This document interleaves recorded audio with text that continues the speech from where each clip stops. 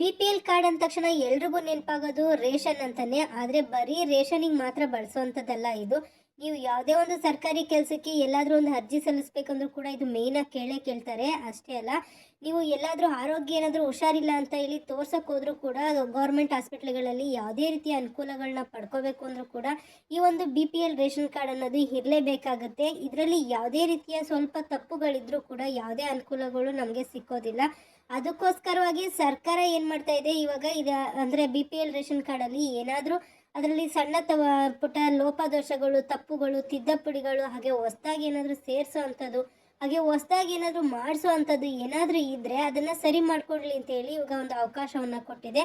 ಹಾಗಾದರೆ ಏನೆಲ್ಲ ಇದರಲ್ಲಿ ತಿದ್ದುಪಡಿ ಮಾಡ್ಬೋದು, ಏನೆಲ್ಲ ಸೇರಿಸ್ಬೋದು ಅಂತ ನೋಡೋಣ. ಈ ಒಂದು ಕಾರ್ಡಿನ ತಿದ್ದುಪಡಿಯನ್ನು ಮಾಡೋದಕ್ಕೆ ಯಾವ್ಯಾವ ದಾಖಲೆಗಳು ಬೇಕಾಗುತ್ತೆ ಅಂತ ಕೂಡ ತಿಳ್ಕೊಳ್ಳೋಣ. ಸದ್ಯಕ್ಕೆ ದೇಶದಲ್ಲಿ ಯಾರೆಲ್ಲ ನಕಲಿ ದಾಖಲೆಗಳನ್ನು ಕೊಟ್ಟು BPL ರೇಷನ್ ಕಾರ್ಡ್ನ ಮಾಡಿಸ್ಕೊಂಡಿದ್ರು ಅಂಥವ್ರನ್ನೆಲ್ಲನೂ ಕೂಡ ಹುಡುಕಿ APL ಕನ್ವರ್ಟ್ ಮಾಡೋ ಅಂಥ ಕೆಲಸವನ್ನು ಮಾಡ್ತಾ ಇದೆ. ಅಷ್ಟೇ ಅಲ್ಲ, ಇವ್ರುಗಳ ಜೊತೆಯಲ್ಲಿ ಯಾರೆಲ್ಲ ಅರ್ಹರಿರ್ತಾರೋ ಅಂಥವರ BPL ಕಾರ್ಡ್ ಕೂಡ ಕ್ಯಾನ್ಸಲ್ ಆಗಿದೆಯಂತೆ. ಇವ್ರುಗಳ ಕಷ್ಟವನ್ನು ನೋಡೋಕ್ಕಾಗದೇ ಇರೋದ್ರಿಂದಾಗಿ ಸರ್ಕಾರ ಮತ್ತೆ ಪರಿಶೀಲನೆಯನ್ನು ಮಾಡಿ ನಿಮ್ಮ ಕಾರ್ಡ್ಗಳನ್ನು ವಾಪಸ್ ಕೊಡ್ತೀವಿ ಅಂತ ಕೂಡ ಹೇಳ್ತಾ ಇದೆ. ಯಾರೆಲ್ಲ BPL ಕಾರ್ಡ್ಗೆ ಅರ್ಹರಿದ್ದು ಕೂಡ ನಿಮ್ಮ BPL ಕಾರ್ಡು ಕ್ಯಾನ್ಸಲ್ ಆಗಿದೆ ಅಥವಾ APLಗೆ ಬದಲಾವಣೆ ಆಗಿದೆಯೋ ಅಂಥವರು ನಿಮ್ಮ ತಾಲೂಕಿನ ತಹಸೀಲ್ದಾರರ ಹತ್ರ ಹೋಗಿ ಒಂದು ಅರ್ಜಿಯನ್ನು ಕೊಟ್ಟು ನೀವು ಅರ್ಹರಂತ ಹೇಳಿ ಸಾಬೀತುಪಡಿಸಿದ್ರೆ ಮತ್ತೆ ನಿಮ್ಮ BPL ಕಾರ್ಡ್ ನಿಮಗೆ ಸಿಗುತ್ತೆ ಅಂತ ಹೇಳಿ ಸರ್ಕಾರ ಕೂಡ ತಿಳಿಸಿದೆ. ಇವೆಲ್ಲ ಗೊಂದಲಗಳಿದ್ರೂ ಕೂಡ ಸರ್ಕಾರ ಜನರಿಗೆ ಒಂದು ಗುಡ್ ನ್ಯೂಸನ್ನು ಕೊಟ್ಟಿದೆ. ಏನಂತಂದರೆ, ನಿಮ್ಮ ಹತ್ರ ಯಾವುದೇ ರೇಷನ್ ಕಾರ್ಡ್ ಇದ್ರೂ ಸರಿನೇ ಅದರಲ್ಲಿ ಏನಾದರೂ ತಿದ್ದುಪಡಿ ಮಾಡಿಸ್ಬೇಕು ಅಂತ ಇದ್ದರೆ ನೀವು ಎಲ್ಲೆಲ್ಲೆಲ್ಲ ಮಾಡಿಸ್ಬೋದು ಅಂತ ತಿಳಿಸಿದೆ. ಅದಕ್ಕೆ ಅವಕಾಶ ಕೂಡ ಮಾಡಿಕೊಟ್ಟಿದೆ. ನಿಮ್ಮ ಪಡಿತರ ಚೀಟಿಗೆ ತಿದ್ದುಪಡಿಯನ್ನು ಮಾಡಬೇಕಂತಂದರೆ ಎಲ್ಲಿ ಅರ್ಜಿಯನ್ನು ಸಲ್ಲಿಸಬೇಕಪ್ಪ ಅಂತಂದರೆ, ನಿಮ್ಮ ಹತ್ತಿರದ ಬೆಂಗಳೂರು ಆಗ್ಬೋದು, ಗ್ರಾಮ ಆಗ್ಬೋದು, ಅಥವಾ ಕರ್ನಾಟಕವನ್ನಾಗ್ಬೋದು. ಅದು ಇಲ್ಲಾಂದರೆ ಸೈಬರ್ ಸೆಂಟರ್ಗಳಲ್ಲಿ ಕೂಡ ಮಾಡಿಸ್ಬೋದಾಗಿದೆ. ನೀವೇನಾದರೂ ಬೆಂಗಳೂರಲ್ಲಿದ್ದರೆ ಬೆಂಗಳೂರಲ್ಲಿ ಮಾಡಿಸ್ಬೋದು, ಅಥವಾ ಸೈಬರ್ ಸೆಂಟ್ರಲ್ಲಿ ಮಾಡಿಸ್ಬೋದು, ಅಥವಾ ಗ್ರಾಮದಲ್ಲಿ ಏನಾದರೂ ನೀವು ವಾಸಿಸ್ತಾ ಇದ್ದೀರಾ ಅಂದರೆ ನೀವು ಗ್ರಾಮವನ್ನಲ್ಲಾದರೂ ಮಾಡಿಸ್ಬೋದು, ಅಥವಾ ಸೈಬರ್ ಸೆಂಟರ್ಗಳಲ್ಲಿ ಕೂಡ ಬೇಕಾದ್ರೆ ಮಾಡಿಸ್ಕೋಬೋದು. ನಿಮ್ಮ ಹತ್ರ ಆಲ್ರೆಡಿ BPL ಕಾರ್ಡ್ ಇದ್ದು ಅದರಲ್ಲಿ ಏನಾದರೂ ಯಾರನ್ನಾದರೂ ಸೇರಿಸ್ಬೇಕಾ, ಇಲ್ಲ ಯಾರನ್ನಾದರೂ ಅದರಿಂದ ತೆಗೆಸ್ಬೇಕಾ, ಅಥವಾ ಬೇರೆ ಏನಾದರೂ ತಿದ್ದುಪಡಿ ಅಡ್ರೆಸ್ ಏನಾದರೂ ಚೇಂಜ್ ಮಾಡಿಸ್ಬೇಕಾ, ಏನಾದರೂ ಮಾಡಿಸ್ಬೇಕು ಅಂತಂದರೆ ಅದಕ್ಕೆ ಇವಾಗ ಸರ್ಕಾರ ಅವಕಾಶವನ್ನು ಮಾಡಿಕೊಟ್ಟಿದೆ. ಯಾರನ್ನಾದರೂ ಕಾರ್ಡ್ನಲ್ಲಿ ಹೊಸದಾಗಿ ಹೆಸರನ್ನ ಸೇರಿಸ್ಬೇಕು ಅಂತಂದರೆ ಸರ್ಕಾರ ಬಿಗಿಯಾದ ಕಾನೂನು ಕ್ರಮವನ್ನು ಕೈಗೊಂಡಿದೆ. ಹೇಗೆ ಅಂತಂದರೆ, ಅವರ ಬಗ್ಗೆ ಡೀಟೇಲ್ಸ್ ಏನು ಪ್ರೂಫ್ ಬೇಕೋ ಅದೆಲ್ಲನೂ ಕೊಡಬೇಕಾಗುತ್ತೆ. ಅಂದರೆ ಅದರಲ್ಲಿ ಜಾತಿ ಪ್ರಮಾಣ ಪತ್ರ ಆಗ್ಬೋದು, ಆದಾಯ ಪ್ರಮಾಣ ಪತ್ರ ಆಗ್ಬೋದು, ಯಾವುದನ್ನೇ ಆದರೂ ಕೂಡ ಕಟ್ಟುನಿಟ್ಟಲ್ಲಿ ಕೊಡಲೇಬೇಕು ಅಂತ ಇಲ್ಲಿ ಆರ್ಡರ್ನ ಮಾಡಿದೆ.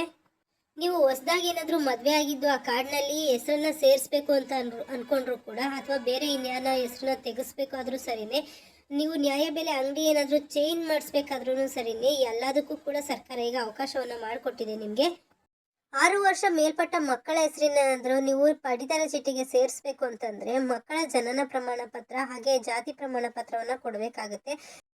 ತಂದೆ ತಾಯಿಯ ರೇಷನ್ ಕಾರ್ಡಿನ ಮೂಲ ದಾಖಲೆಗಳನ್ನು ಕೂಡ ಕೊಡಬೇಕಾಗುತ್ತೆ. ಇನ್ನು ನೀವೇನಾದರೂ ಹೊಸದಾಗಿ ಮದುವೆ ಆಗಿದ್ದೀರಾ ಅಂತಂದರೆ ನಿಮ್ಮ ಹೆಸರನ್ನ ಸೇರ್ಪಡೆ ಮಾಡಬೇಕು ಅಂತಂದರೆ ವಿವಾಹ ಪ್ರಮಾಣ ಪತ್ರ ಹಾಗೆ ನಿಮ್ಮ ಆಧಾರ್ ಕಾರ್ಡ್ನ ಕೊಡಬೇಕಾಗತ್ತೆ. ನೀವೇನಾದರೂ ಒಂದು ಕಾರ್ಡಿಂದ ಇನ್ನೊಂದು ಕಾರ್ಡಿಗೆ ಹೆಸರನ್ನ ಸೇರಿಸ್ತಾ ಇದ್ದೀರಾ ಅಂತಂದರೆ ಮೊದಲು ತೆಗೆಸಿದಂಥ ಕಾರ್ಡ್ಗೆ ಹೆಸರನ್ನ ಯಾಕೆ ತೆಗೆಸ್ತಾ ಇದ್ದೀರಾ ಅಂತ ದಾಖಲೆಗಳನ್ನು ಕೊಡಬೇಕಾಗತ್ತೆ. ಹಾಗೆ ಮೊದಲೇ ಹೇಳಿದಂಗೆ ನೀವು ನಿಮ್ಮ ಹತ್ತಿರ ಇರುವಂಥ ಸೈಬರ್ ಸೆಂಟರ್ ಆಗ್ಬೋದು, ಅಥವಾ ಬೆಂಗಳೂರನ್ನಾಗ್ಬೋದು, ಗ್ರಾಮವನ್ನಾಗ್ಬೋದು, ಇಲ್ಲೆಲ್ಲ ಕೂಡ ನೀವು ನಿಮ್ಮ ಹೆಸರು ಏನೇನು ತಿದ್ದುಪಡಿ ಸೇರ್ಪಡೆ ಏನಿರುತ್ತೋ ಅದನ್ನು ಮಾಡಿಸ್ಬೋದಾಗಿದೆ. ಇನ್ನು ಇದರ ಬಗ್ಗೆ ಹೆಚ್ಚಿನ ಮಾಹಿತಿ ಏನಾದರೂ ಬೇಕು ಅನ್ನೋದಾದರೆ ನೀವು ಮೂಲ ವೆಬ್ಸೈಟ್ಗೆ ಹೋಗಿ ತಿಳ್ಕೊಬೋದು. ಏನೆಲ್ಲ ಚೇಂಜ್ ಮಾಡ್ಬೋದಪ್ಪ ಅಂತಂದರೆ, ಹೆಸರನ್ನು ಸೇರಿಸ್ಬೋದು, ಹೆಸರನ್ನು ತೆಗೆದಾಕ್ಬೋದು, ಮನೆ ಮೇನ್ ಸದಸ್ಯರು ಯಾರಿರ್ತಾರೋ ಅವ್ರನ್ನ ಕೂಡ ಚೇಂಜ್ ಮಾಡಿಸ್ಬೋದು, ಅಂಗಡಿ ಚೇಂಜ್ ಮಾಡ್ಬೋದು, ಹಾಗೆ ನಿಮ್ಮ ಅಡ್ರೆಸ್ ಕೂಡ ಚೇಂಜ್ ಮಾಡಿಸ್ಬೋದು. ಏನೇ ಆದರೂ ಕೂಡ ಈ ಒಂದು ಟೈಮ್ನಲ್ಲಿ ಮಾಡಿಸ್ಕೊಳ್ಳಿ ಅಂತೇಳಿ ಸರ್ಕಾರ ಈ ಒಂದು ಅನುಕೂಲವನ್ನು ಮಾಡಿಕೊಟ್ಟಿದೆ. ಈ ಒಂದು ವಿಷಯದ ಬಗ್ಗೆ ನಿಮ್ಗೆ ಏನು ಅನ್ನಿಸ್ತು ಅನ್ನೋದನ್ನ ಕಮೆಂಟಲ್ಲಿ ಹಾಕೋದನ್ನ ಮರಿಬೇಡಿ. Thank you.